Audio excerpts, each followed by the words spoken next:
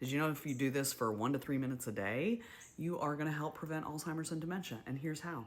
For those of you that are new here, my name is Mary Ann. I am a nurse with a high genetic risk of Alzheimer's, and my dad has a diagnosis. Also lost my grandmother to it. My account focuses on brain health, Alzheimer's prevention, and risk mitigation. This is a bilateral coordination drill because I'm using both hands in a coordinated pattern, and I am lighting up multiple areas of my brain. And a lot is happening when I'm doing this. And so this is going to help boost memory and focus. It's going to strengthen neural pathways. It's going to support neuroplasticity or brain plasticity.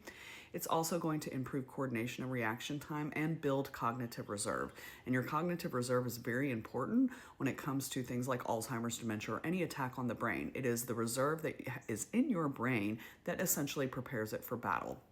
And so I also like to talk about a little something related to Alzheimer's. And so today I'm going to talk about insulin resistance because Alzheimer's, many researchers have referred to it as type 3 diabetes or insulin resistance in the brain. And I kind of want to get into what insulin resistance is. So your brain cells use sugar or glucose as the primary fuel source. So for energy.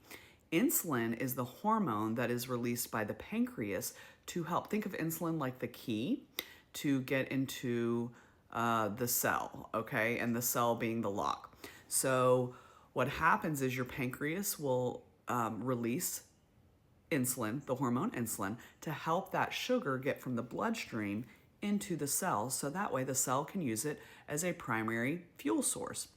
But what happens is when you are eating things that have a high glycemic index, and we'll talk about that in another thing, that will signal your brain, you'll have these spikes in blood sugar. And over time, that creates insulin resistance. So your cells stop responding as efficiently. So the insulin, the key, still is there, but the lock becomes rusty and it no longer works.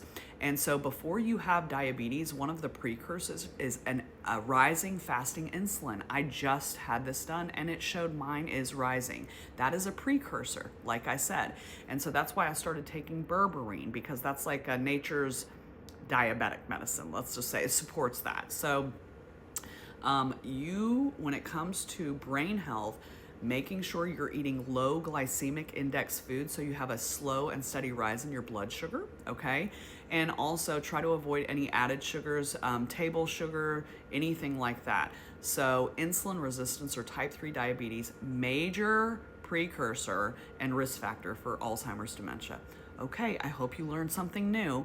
Low glycemic index foods, not high. All right, bye.